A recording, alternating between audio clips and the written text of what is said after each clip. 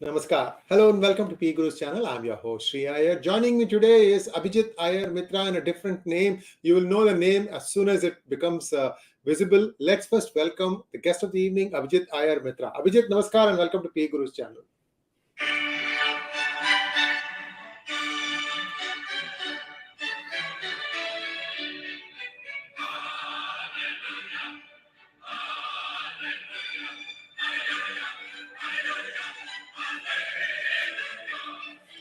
Blessings of Christ on all your viewers, brother. Thank you so much, oh messenger of God. Can you please speak on what happened in UdupiGate? And I have a lot of information to share also, but I think coming from the messenger of God, it'll be much more impactful. No, The floor is yours. I think you should give a rundown and then I'll tell you what more I can add. Wonderful. So this thing started with three Muslim girls being suspended for taking videos of girl students who are taking their showers and using their restrooms.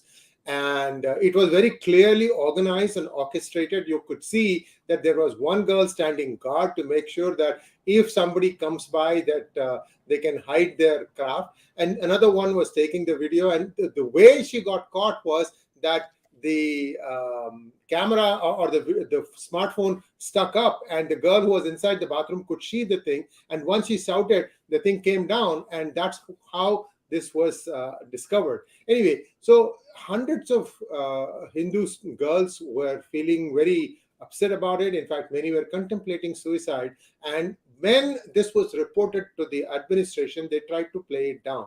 They took the video, the phone from the student and erased the video and said, okay, it was just a prank, she didn't mean it. Except when you started digging, they found out that this has been happening for a long time, as far back as a year.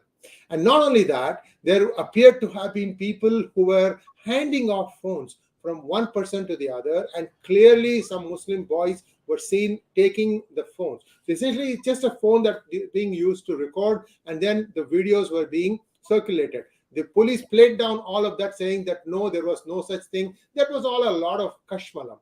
But beyond that, when one TV channel put out one of the videos in circulation, and of course they sanitized it, that's when the police was forced to act. In fact, they were trying their best to browbeat anybody who was speaking up against it.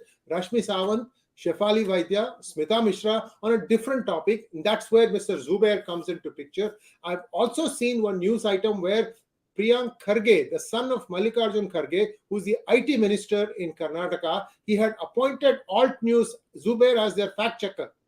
So this is getting out of control. I don't know how many things are still happening now. Whether Mr. Priyank Kharge has walked back his statement. This guy certainly belongs to in jail, not as a fact checker for the whole state of Karnataka. Karnataka, you need to speak up. Otherwise, we are going to have these kinds of things happen every other day. Even the FIRs, I am doubtful. This thing should have been acted in a much more decisive way. And I think now I will defer to Abhijit Iyer-Mitra and what he wants to add to this. Go ahead, Abhijit. So Priyank Kharge hasn't backtracked on anything as far as I can tell. He's actually quite blasé about it. So he's going to be giving government funds to Alt News and Zubair to set up shop, and they're going to be doing the governmental fact checking. Incidentally, these are the same people who are opposing the central government setting up a fact check a code of conduct and a monitoring unit, which is also self-governing. They don't even want that. Right? So it's very, very curious what has happened so far. And notice who got harassed. Rashmi and Shefali for raising the issue. The fellow says that this is misinformation. He didn't tell you what the misinformation was. One after another, his groupies started saying, oh, this didn't happen. It was a prank. It was this and that. And today, when the FIRs have been filed, all the so-called rumors of misinformation have been quashed. It did happen. It is a crime. Because, if I kill you, just because it hasn't been uploaded on social media, that doesn't make it a crime done in private is still a crime. Right? The miracle here is that none of these videos actually got out and destroyed lives. You've seen how videos are used here, especially videos on girls are used here to destroy people's lives. But there has been action only because of the outrage. Let's look at the positive here. The positive here is the government and the fact checker tried to crush this information. The fact checkers gotten badly discredited in the process, and the Karnataka government has tasted its first defeat where it has to fight. It's not going to do anything ultimately, of course, because they've also now filed a case against the college for deleting the video and all of that. So they're clearly trying to intimidate क्या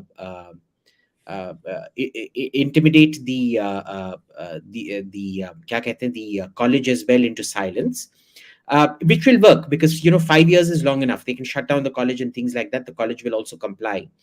And in the end, there will be no conviction for this. Let's be very clear about that. But the point is, within the first few weeks of its swearing in, this is the first defeat this government in Karnataka has faced.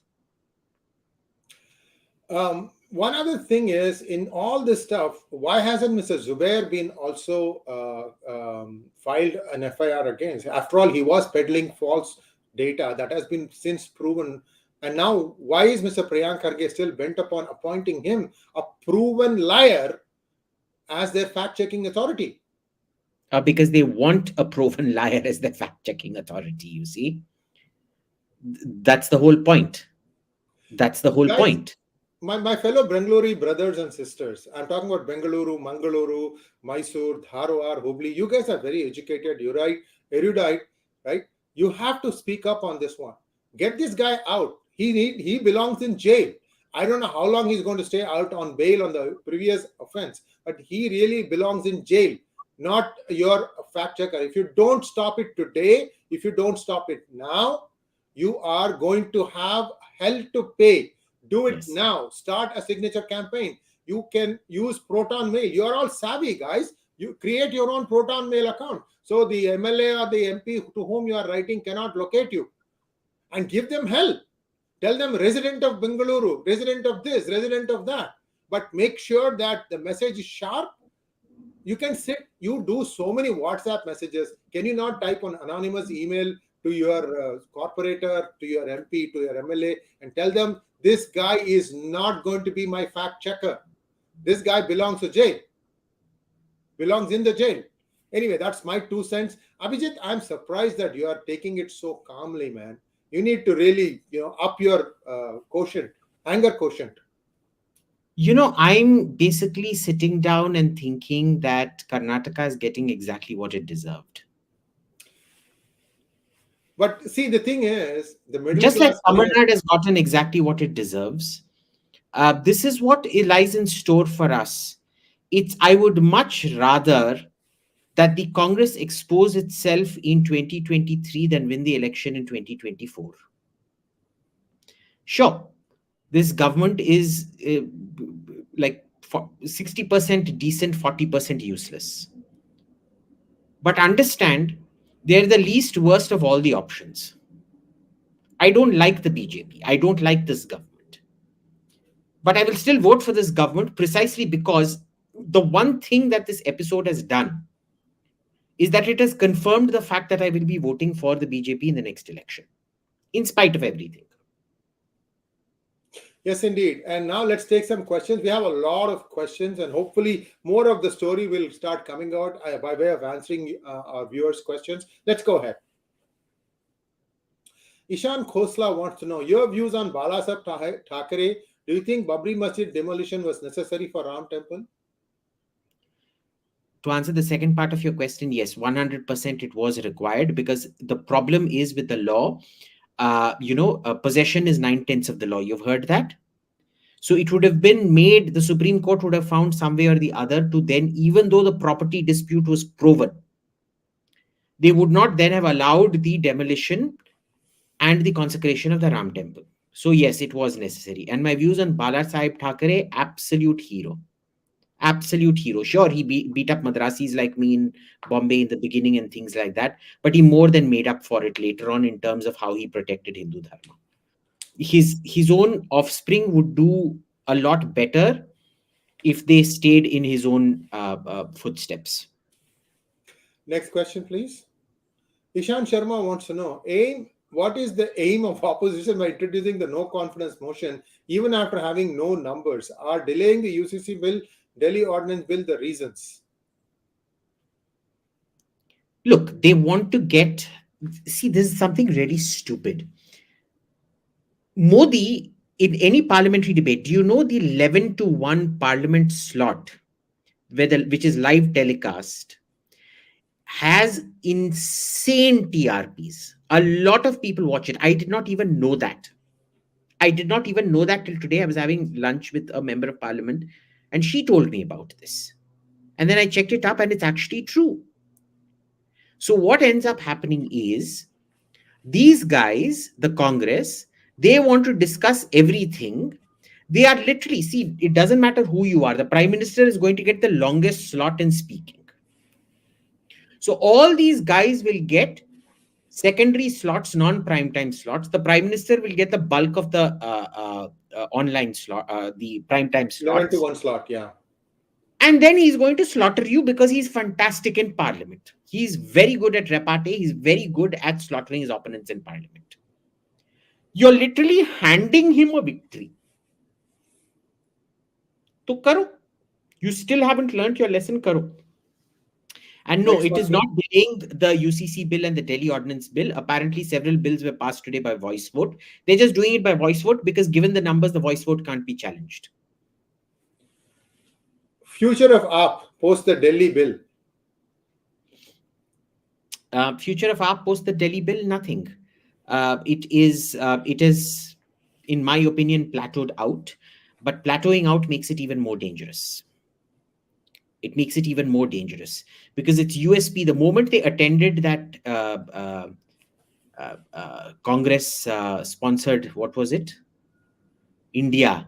I.N.D.I.A. I.N.D.I.A. No Yeah. period at the end. I don't know why, but whatever. Huh. So, where is the variation? You came to power on an anti-Congress wave, no? So, where is the difference, product differentiation left? Congress plus, Congress minus. Best of luck. Next question, please. Pavan Kishore wants to know, do you think 5 letters is ahead of NDA narrative war for 2024 elections and would benefit them in winning 2024 elections? NDA has a poor communication wing in propagating their views. See, you're all jumping the gun here. Anybody can come together. Tomorrow, I can announce the formation. You know, I detest Zubair from the bottom of my heart. But I can claim that Alt News and Abhijit Iyer-Mitra are setting up something called uh, um, right-left union against fascism. The problem comes with the funding and the seat distribution. That is where everything falls apart. तो अभी तो party शुरू हुई है बेटा, रुको. There's lots going to happen. कुछ नहीं होगा. Let's even see if India lasts till the next election. Next question, please. Abhishek wants to know, sir, does France have any pact or agreement from their former North African colonies as most of North African migrates to France? And present, what kind of relationship France have with these countries? Algeria, I think, Morocco, those are the names. Libya, probably. I don't know. You can expand on that. So the first is still a very strict visa system.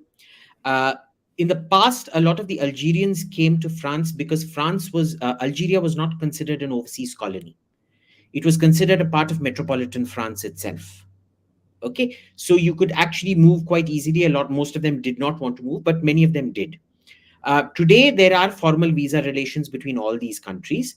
So it is not that easy. There is no special quota. It is just that North Africans, like most Indians, like to immigrate to the UK or America or Australia because we feel comfortable in an English speaking country, and English is for a lot of us our first language. With this, they prefer to immigrate to a francophone country, which is also a first world country. So it ends up being France. Switzerland is much, much stricter. So they can't move to the French parts of Switzerland. Also, now even American citizens are required to get visa to visit Europe soon, very soon. This is coming into play. It used to be that you could just get on a plane and land in London or wherever in Europe. No longer the case. Ishan Khosla wants to know your views on Poona Pact. Was Gandhi correct on the issue of separate electorates, that it would vivisect and bisect Hinduism? I do agree. This is one of the things where Gandhi was actually right. It was very good that we did not have community based representation. Community based representation does. And this was one of the smart things. It's one of the few things that Gandhi did, which was a very good thing. You've seen how community based representation screws up things, right? You've seen this happen in Israel. You've seen complete civil wars happen in Lebanon.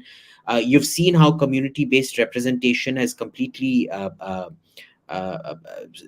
screwed up Iraq, even though it's not formal community-based representation in the Lebanon style, but it is for all effects and purposes. So no, you do not want that. Next question, please. Abhishek wants to know, Himang 957 wants to know, seeing how much militarization is happening in Poland, it is the only European country that takes the Russian threat seriously. Yes, because they've suffered at Russian hands for a very long time, remember? They are distrustful of everybody around them. Let's be clear about that. They don't trust the Germans and they don't trust the Russians. And when you're stuck between a failing military former superpower with a whole load of nuclear weapons and a slightly failing economic superpower that was also once a military superpower, you better be very, very careful. So Poland, for a long time, is the only one that has taken this seriously, but it has also been part of their policy. It was a self-fulfilling prophecy where they wanted to keep goading them and the Baltic states. They wanted to keep goading Russia into taking a military, into viewing them as a military threat, because they utilized their NATO membership to gain more EU funds. Okay, so that was always the game. Rahul Rathod wants to know, when Lord Vishnu came to earth in his avatars, did he himself come, or it was another part and he stayed in Vaikuntha? This is the Christian transubstantiation, consubstantiation debate. How am I meant to answer this? No, it's 𝙒𝙬𝙬𝙬𝙬 dharmasya glanir No. bhavati. That is not the question being asked. Go back to the question. Sambhavami yuge yuge. It says, Lord Krishna says, Sambhavami doesn't mean, no. In person. Is it a force projection or is it the actual entirety? So this is the whole point. So if you go to the consubstantiation, is the wafer being dipped in wine offered to you at the Holy Sacrament in church? Is it the body? Is it Christ? Is it the actual body of Christ? What is it? So this is that whole transubstantiation, consubstantiation debate. Google this, Rahul Rathod. Google this. You will see this is a very complex issue of God's manifestations, how it is viewed. I have not read any theology about this in India. I don't know why. We've never had this, because I find it a fascinating subject in Christian theology of transubstantiation, consubstantiation. Though it's a kind of, it helps you understand the Trinity debates a lot better, because the Father, the Son, and the Holy Ghost, who are separate but still the same kind of thing, it's much more publicly explored in Christianity than it is in Hinduism. And then maybe try looking at it. I have not looked at it, and I neither have the time nor the patience nor the training nor the linguistic skills to look at it. Next question, please. Saurabh Jain wants to know, after the advent of drones and other technology, which decreases the need of soldiers, will there be new era colonization? What lessons can be learned from past or another Afghanistan? Not colonization. And you know why not colonization? Because countries realized colonization did not end because the colonies made it expensive. Colonization ended because there was the economic realization that you don't need to control the territory to control its resources. So it ended purely for economic reasons, just like industrialization ended slavery.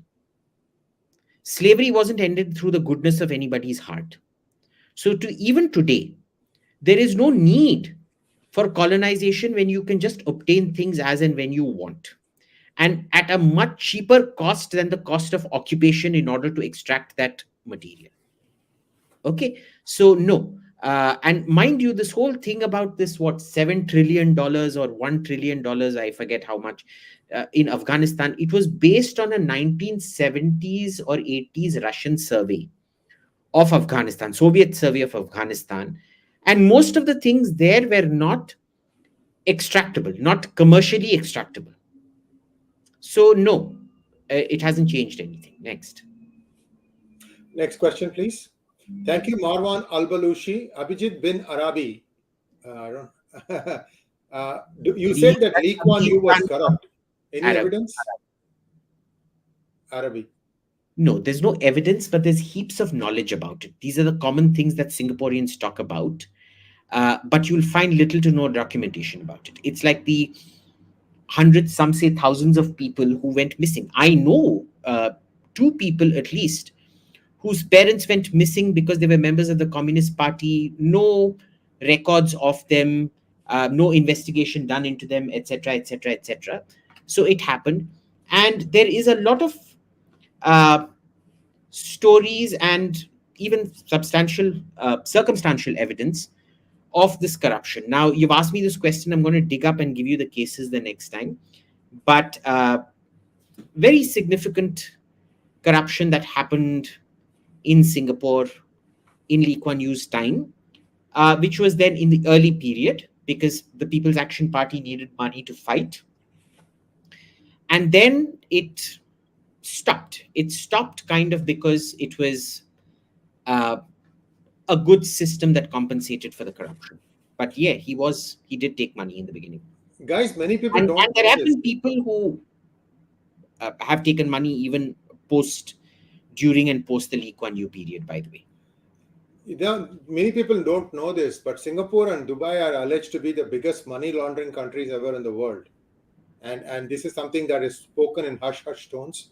But the way the money, especially if you look at National Stock Exchange of India, how the stock market was rigged, Singapore was completely hands and legs, everything involved in that. They So allowed it was till 9/11. It continues to be, but it is different because there is a major reason why Dubai and Singapore never faced terror attacks, because all terror finances were laundered in Singapore and Dubai. yes, yes. In Dubai, it was gold laundering. In Singapore, it was cash laundering through art and other things. Art is one of the most incredible money laundering devices ever, right? Because it's a notional value. I say it's worth 20 million, you can't dispute it. It's a fantastic way of laundering money. So, yes, it was, but it was accepted and it was done in Singapore, knowing full well, but nobody wants to talk about London. Why don't people talk about how much money laundering happens even in London? Okay, London was the biggest money laundering capital around, but they cracked down on, because they started suffering terror attacks early, the IRA and things like that. They always monitored a lot of that thing happening out there. Singapore and Dubai started cracking, they didn't crack down. You know, surveillance is like salt. Too much salt destroys a dish, too little salt also destroys a dish. Surveillance is just right, and Dubai and Singapore are now fantastic in terms of surveillance because everything that happened before is still happening out there, but they surveil and share that intelligence with every country around. Next question, please. Shivam Goyal wants to know why Islamic invasion does not destroy Egyptian culture and pyramids. Because it was just ancient ruins left. There was nothing more to destroy. The Egyptian religion had already been destroyed by Christianity long back. So there was nothing left further to destroy. You only destroy things which pose a ongoing cultural threat to you. This did not pose an ongoing cultural threat.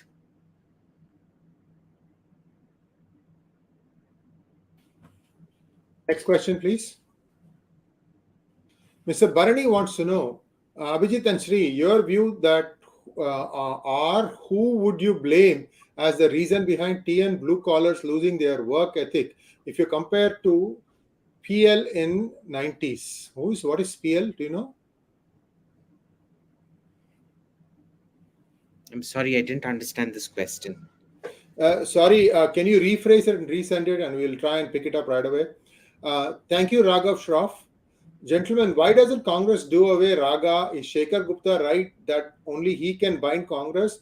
Also, is Shivraj back in from MP? No, Shivraj is not in back and form in MP. He's going to lose the election very, very badly. And Congress can't do away with Raga because Shekhar Gupta is right. It's very simple. The way it was explained to me was Rahul Gandhi is the Gandhi family, is to the Congress what the Reserve Bank is to India. It is where all the favors are given, all the money is deposited, or most of the money is deposited, and where the favors are handed out, and most of the money is handed out. And they guard that very jealously. If they go, a whole set of institutional favors is eliminated, which becomes very, very difficult for the Congress to manage. It is sheer chaos, number one. Number two, the problem is the Congress has always been competing strongmen in the past, and the only people they would accept on top of them was, so for example, Rajshekhar Reddy would not accept Sharad Pawar as his boss. Sharad Pawar would not accept Rajshekhar Reddy as his boss. Okay, but they would accept the Gandhis as their boss. So it was one of those things where it maintained the peace in the party. The third reason is also the fact that right now, Raga has ensured it in a different way, where you have a whole bunch of dolts who are more about posturing, positioning, wokeism, and European socialism on the top, and all the vote winners have been done away with. We still win seats, but most of the vote winners, the election winners, sorry, not the vote winners, have been done away with. Their advice is no longer solicited. It's all based on how you posture in front of Rahul. So it becomes a problem now because there is no way that this cabal, which knows it can never win an election, will do away with Raga, because their only chance at Rajya Sabha memberships is to keep him in power. And they're the ones that are being empowered, even though tickets are given to the old ones, because that is how you will ultimately win. Next question, please. Thank you, Vijay Singh. Abhijit, why are you against the theatre commands? Wouldn't it have avoided helicopter incident after Balakot? P.S. No. I consider you as my How Guruji. would a theater command? What was the helicopter incident? The helicopter incident was a case of your communications not working. Your interrogator, friend, and foe was not working. It had been turned off. It had been turned off. Why? Because of a whole load of operational lack of compatibility reasons. Okay, remember, before Balakot, during the Kargil war, we lost helicopters because they did not have chaff flare dispensers. These things are never considered seriously. This is one of the reasons why, of course, the Russians are losing a lot of equipment for a different set of reasons. We don't look at full spectrum threats. We don't take communications compatibility seriously. But how would a theater command have negated that? You tell me, how does a theater negate a lack of communications even within the same theater? This was the same missile in the same zone, talking to the same helicopter in the same zone. How would theater commands have negated that?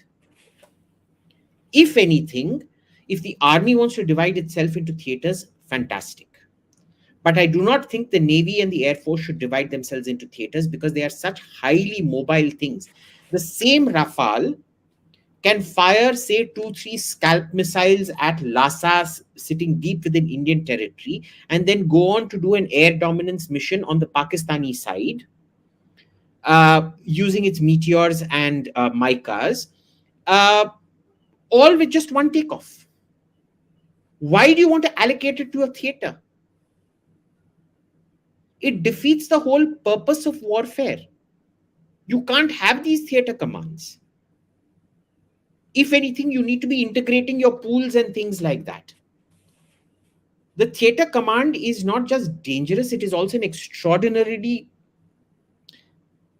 retrograde move that doesn't actually take all the technological advancements into account.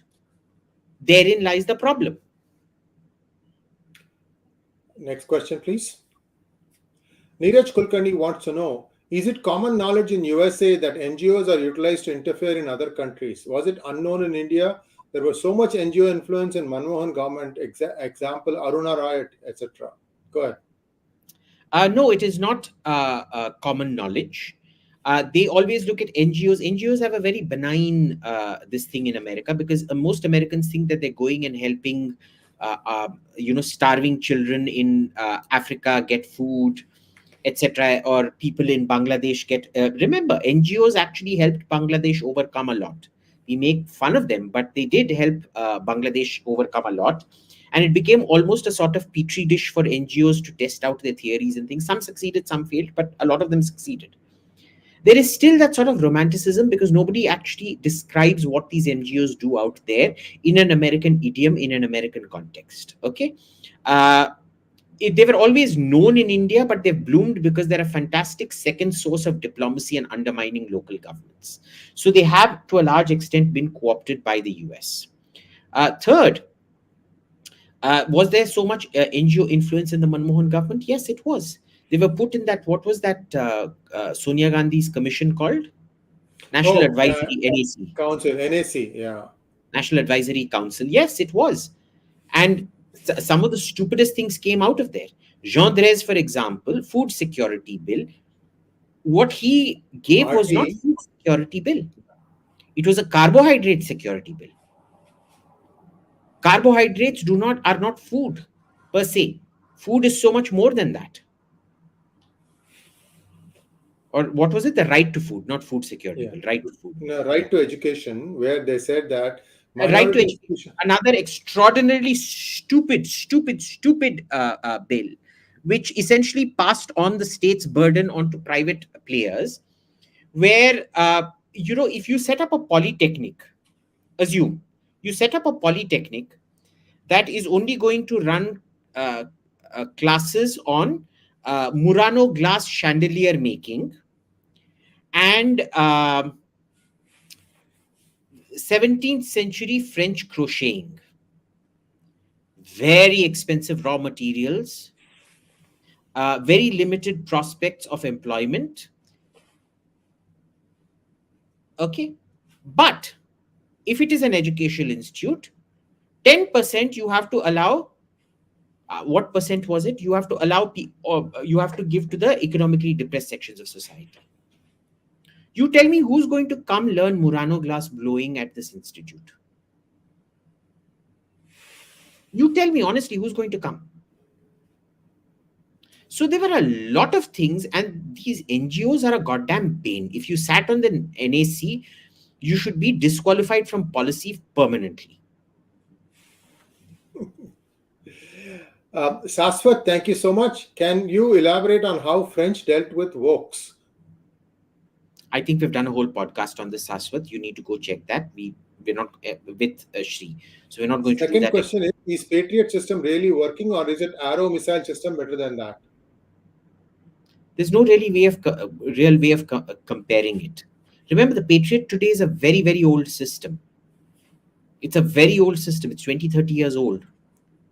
And the Arrow missile has never really been put to the test at all. When was the last ballistic intercept you saw by the Arrow? The Arrow was developed in response to Saddam Hussein lobbing Scuds on Israel in 1991 when Operation Desert Storm happened. And it was to prevent that from happening. Since then, who has ever launched a long-range missile into Israel? Nobody has. If anything, there have been short-range missiles which the Arrow can't intercept, the Katyusha rockets. And for that, they have they've developed the Iron Dome and things like that. Next question, please. Dhanesh Soman wants to know, do you think that BJP will have a chance in Kerala if Christianity supports come by? Yes. It will be a Hindu plus Christian majority that will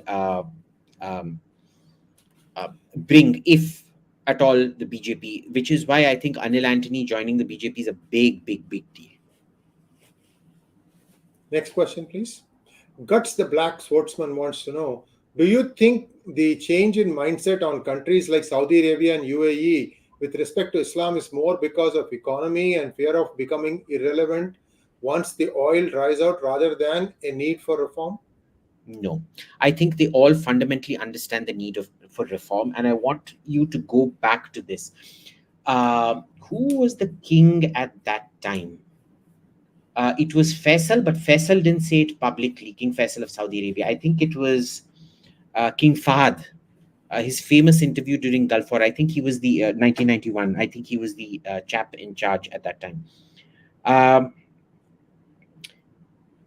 Three countries had a lot of wealth. Of course, more did, but I'm just going to use a comparison of three: Iran, the Emirates, which got their independence really late in the 60s. In the 70s, I think they got independence from Britain, and Saudi Arabia, which had been independent the longest, and whatever.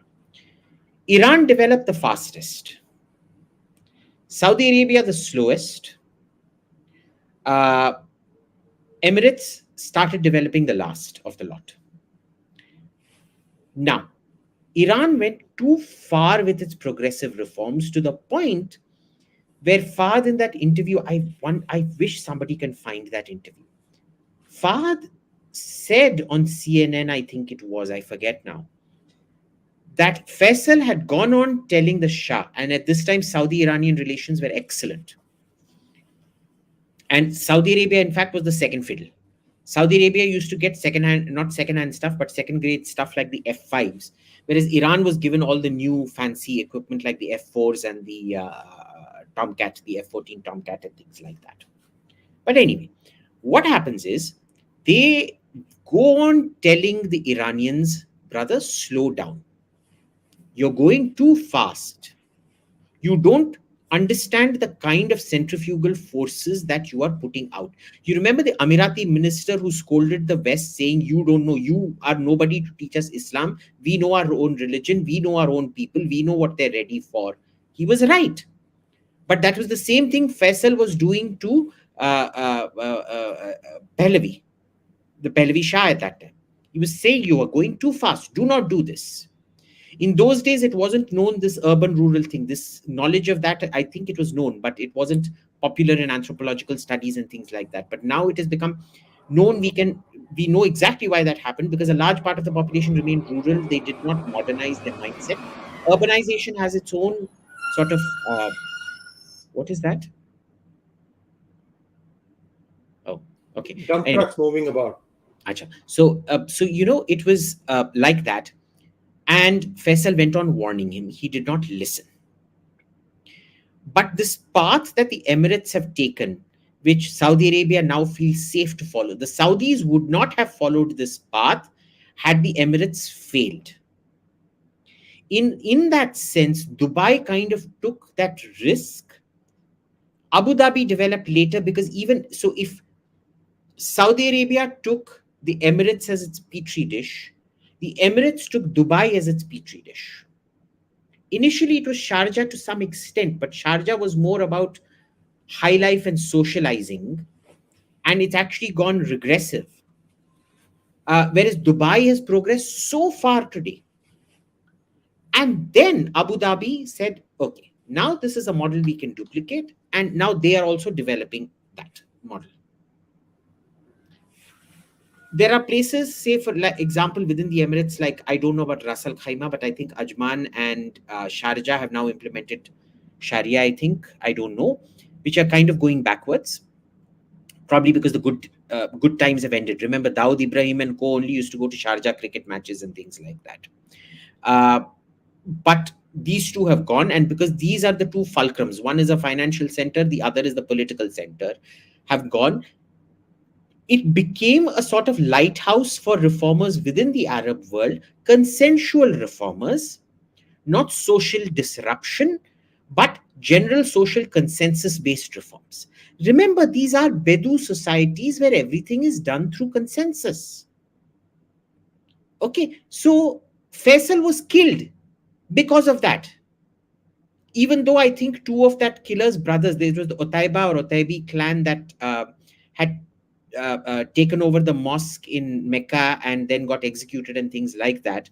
Or they'd been shot. That's right. They'd been shot during anti-TV protests. They still trusted the Otaiba clan, and the brother of that guy came into the general council, I mean, where the king meets everybody in Sabha. What do we call it? Darbar here in India. And he killed Faisal. So these are consensual societies. They work on the basis of social consensus. They are conservative societies. Conservative societies are not anti-change. They believe you have to take society along. And now that they've seen the benefits of urbanization, why is MBZ building NEOM? Even if it is an economic failure, it will be a social success. Because urbanization breeds a kind of laissez-faire attitude to life, a happy, go easy attitude to life in general. And that's a very, very good thing. It'll build community. Right now, if you go to Saudi Arabia, what happens is the Westerners have their own little white person Disneyland out there. And the Arabs, most of the socializing is done within their houses and things like that. There isn't even a public relaxation. Wasn't. Now there is. Culture in cities like Riyadh and places like that. That is going to change. You can't change those cities completely. So you build a new city where the culture changes slowly. The urban culture changes. What he's doing is very smart. He's doing very, very smart things. So yeah, I mean, of course, I can be totally wrong on this. But my risk assessment of it is this is going to work even if it fails. Socially, even if it fails economically, it will work socially. Next question, please. Thank you, Venugopal Parthasarathi. Next one. Dhanesh Soman wants to know why CM Pinarayi Vijayan just running behind the bullet trains instead can utilize that huge amount for development of infrastructure. Boss, he's a communist. Have you the description? We described thousands of years back. We described the communist to a T. Vinashakale viprita buddhi. That is exactly what a communist is. So what do you expect, boss? He will not have infrastructure. Remember, the whole point, the Kerala model is what? It is a failure model where the state has failed so bad that everybody goes off to the Gulf, as they call it. I call it the Gulf, but they call it Gulf in Mallu. They've all gone off there, and it is they live off what Dubai and Abu Dhabi fart is what Kerala receives as manna from heaven. Literally.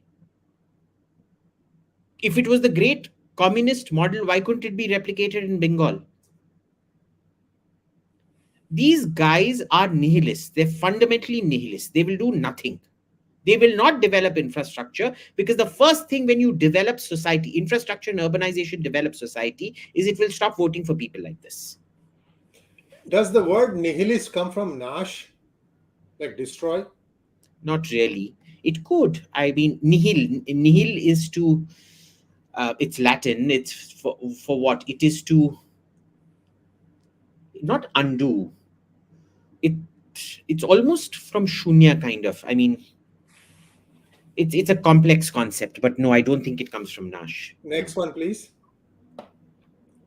Mostly because I don't know the etymology of Nash. So yeah. Dr. Chetan, thank you so much. For example, muerto is mrityu. Muerto is Agni becomes agon in Russian. Okay. Do you know Christ is Krishna? No. In Sanskrit, it would be gretasta. Grey. The old word for ghee is grey. Anointing, the ghee has been, the sacred ghee has been put on you, anointed. Christos in Greek, gretasta. But it was done with olive oil instead. The same root word. Thank you, Dr. Chetan. I watched the Oppenheimer in IMAX theater. Poor editing and is unnecessarily in IMAX format. It could have been finished in 2 hours. Laughable animation, overt hyped. Saving Private Ryan is the class. I think he's just making an observation. Dr. Chetan, as a general rule, I would recommend you do not go to the movies. I do not go to the movies. I wait for everything to come on Amazon Prime and Netflix, and I watch it for free later on. Okay? So please, You wasted your money. I could have told you it was going to be a crappy movie. I sure as hell am not going to watch it. I'm certainly not going to be watching Barbie movie either till it all comes for free on OTT. Next question, please. Thank you, Shruti Chandak. Thank you, Shashank. First-hand account from an Austrian official, former ambassador in Vietnam, was corrupt and nasty. Abhijit was right about foreign service. Can they improve? No, they can't. You need serious top-down reforms to improve, otherwise they can't. Do you know where the deposed foreign minister of China is these days? No idea. What's the little birdie telling you? No idea? I thought you have this posse of birdies that can fly out miles and miles. They don't know. They themselves don't know what the hell happened. I mean, the speculation is it's because of his affair with that TV presenter, but that's it. No, But I think that it TV doesn't make presenter also sense. was a British MI6 agent, is what I heard. No. But see, the thing is, the affair by itself means nothing. Why hasn't she been arrested then? Well, nobody knows all the answers. That's why I said you have an No. army of When I have a birdies. working theory, I'll tell you about it. No. I thought you had an army of working birdies which can fly Yes, far but nobody distances. has a working theory on it. So when Listen to their me. Listen to theory me. develops, No. Listen to me. No. Wait. Listen to me. No. They have also trained them to understand Chinese, various versions of Chinese, and they can instantly come back and tell you in English. They have a very good translator. What happened to all these birdies, Abhijit? yeah, nothing. I'm not getting anything right now. Somewhere along the way, somebody looks like they killed them and ate them. That's a convenient excuse. Well, I mean, given what happened during the Cultural Revolution, that won't be surprising, would it? Next question, please. Thank you, Avinash Nayak. Do you think future jets will have enough energy to operate direct energy weapons? First question. Theoretical possibility, yes. My issue is, can a theoretical possibility, what is the energy loss in that conversion? Look, basically what happens is right now you're moving from two-stage airflow engines to three-stage airflow engines. Before, what used to happen was that jet in between burning the fuel was generating thrust. Today, most of the thrust comes from the fan outside, which is being rotated by this thing and pushing out exhaust. You're now moving towards third. Now, each conversion of this energy results in a loss of energy. And then converting it to a directable energy form, how much onboard energy are you going to have? If it does become, I think the first real potent long range energy weapons, we do have demonstrations of direct energy which can confuse infrared and image missiles right now, but not enough to burn through metal or composite or whatever, as far as I can tell so far. Maybe I'm mistaken, but that's not what I've seen so far. There was something called a YAL-1. That was the Boeing test bed laser. I'm going to show you this. Hang on. Present.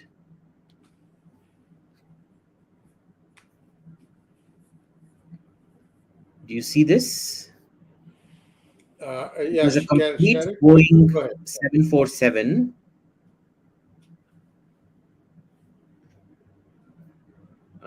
And I should share this also. No, 1 second. Hang on. Yeah, we can see it now. Yeah, you can see that, but you can't see the image. Okay. Present. 1 second. Present. Let me share the correct screen. Okay, now check. Yeah, 1 second. Yeah. Can you all see this now? Yeah. Yeah. So this was a 747 400 that was converted to this mobile laser testing lab. Now, remember, this wasn't a solid state laser. This was a chemical laser. It could do about 200 powerful rounds.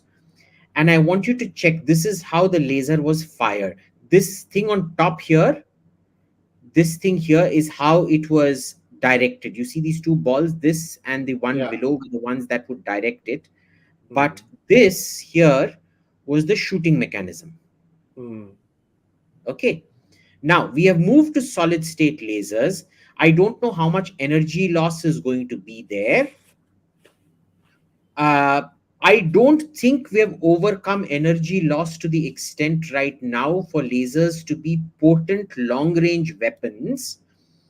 Short range in defeating incoming electro optical missiles, yes. I'm not even sure it will work in defeating uh, um uh, radar based missiles.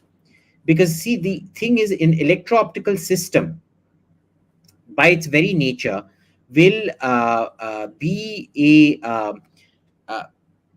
it's a transparent interface. What goes out, the laser can come in. A radar dome can be strengthened against that. A radar dome is frequency selective. It is not optical selective. It is optical opaque. And this is energy being directed, so it may burn something, but this missile is flying at very high supersonic speed. So even if it gets through the radome and things like that, I don't think we've reached that critical mass where direct energy weapons are going to be particularly decisive on the battlefield for the next 15 to 20 years. Second question from Avinash. Do you think as India grows, India's typical celebrity worshipping syndrome, especially for politicians, will reduce? Of course. Not as India grows, as India urbanizes, I think, but not really. You look at America and how they worship celebrities, film celebrities. And the problem is there's a lot of overlap between politics and celebrityship. So I'm not as optimistic as she is. Let's put it that way. Next question, please. Thank you, Pranith. Thank you, Saswat. Saswat, please tell us about the governance of Bismarck and how he managed to get a good successor. He actually did not get a good successor because the Kaiser dismissed him from service. He was too much of a conservative where he believed in this royal succession line and the power being with the emperor. The problem was, of course, Wilhelm's father allowed him to wield power. That was the big mistake that he made. Okay. But his governance was very clear. He believed in a patriarchal top down approach. And I mean patriarchal in the best sense of that word, top down approach, saying, you are a third rate, third world country, and I'm going to fix you. And that's what he did. It was a top down approach to industrialization, to modernization, huge. The entire German focus on quality as opposed to quantity was started by Bismarck. Okay. He knew how much pressure to apply and how much pressure not to apply, when to isolate and when to attack, and when to avoid attack. He treated Austria with kid gloves after the Austro Prussian War. He treated Denmark more or less with kid gloves. He crushed France. I think it was a long term mistake because that is where the term revanchism comes from. The crushing was so severe. Your emperor, the French emperor, gets captured by the other army. It's not a good look. When the German emperor is crowned at the Versailles, which is the symbol of French pride, not a good look. And that was a lesson everybody learned. So that, I think, though the Austro, it's yin and yang, the origin of one lies in the other. It's like that. Bismarck's greatest victory was also his greatest strategic failure, in my opinion. But the thing was, he was a polymath. He took a very long time to come up. He was known as this cantankerous, uh, uh, really unimpressive little Junker from where was he from? Silesia or something like that. And it took him a long term to rise. And when he did, all his polymath skills came of very, very good use to him. He was able, all his being a low level bureaucrat, he saw how things were going wrong, combined it and brought it together. And he did not get a good successor. Big mistake. But he Next question. chose intelligent people for important roles. Next question, please. Chaitanya YSK, thank you so much. Should we bring down dowry law and dowry death under the laws of extortion and murder? Why do we need two laws for the same type of crime? You can just have the dowry law. But look, here we're an over legislated country. We over legislate everything. We never simplify. So, yeah, it needs to be done. But anyway, it is what it is. But remember, why, when you have an extortion law, it should also be gender neutral, no? Because right now, there is most of what is happening today is reverse gender extortion, where the woman claims that she's being threatened, beaten, this and that, and I want divorce. It's now become a business. Do you know that? It's openly discussed. If you go to Meerut and places like that, from Meerut onwards, it's openly discussed. किसके साथ शादी करना है और इसका claim करना है कि इसने मेरे को ये कर दिया, and to divorce him within a year.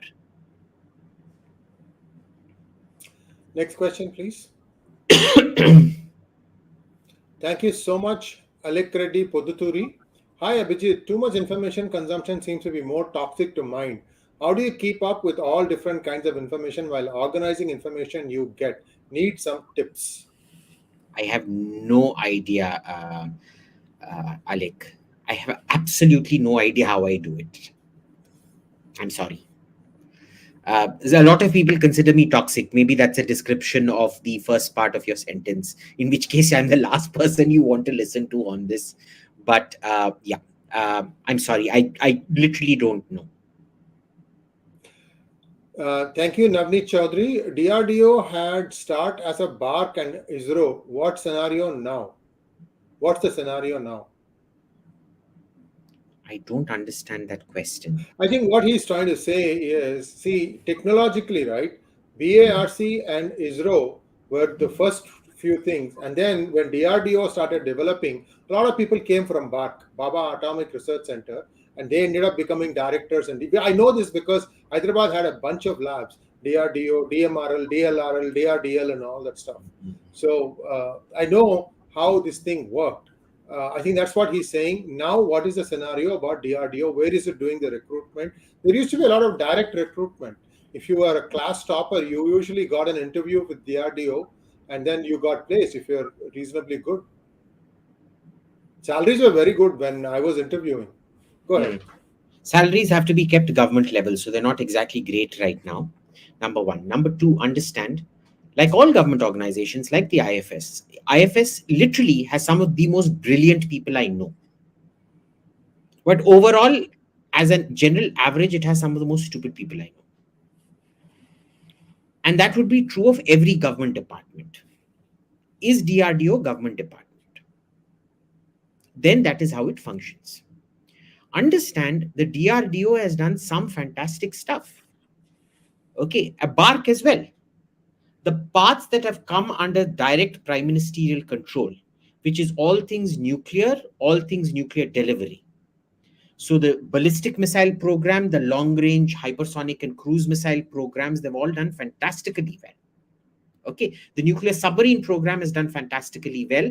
And there was a great deal of accountability because the DRDO bunch that were failing in developing the submarine based missile, they went sacked. They were discontinued from doing their work and they were replaced by an absolutely fresh new team, which then started delivering missiles. Cut. There was actually an India Today piece that was done about this. Okay. So everything that comes under the nuclear part is done extremely well. And ISRO does extremely well for two reasons, because ISRO technology is fundamentally that long-range ballistic missile technology that was prioritized and brought under the PMO precisely for that reason. Usually, more often than not, the Minister for Science and Technology under whom ISRO comes usually is, depending on the allocation of work, is under the Prime Minister, who pays a special attention to it. And so you see the same way our ballistic missile trajectory in testing and everything that has gone through the roof, ISRO has also been going through the roof. And the second reason ISRO is really good is because it commercialized.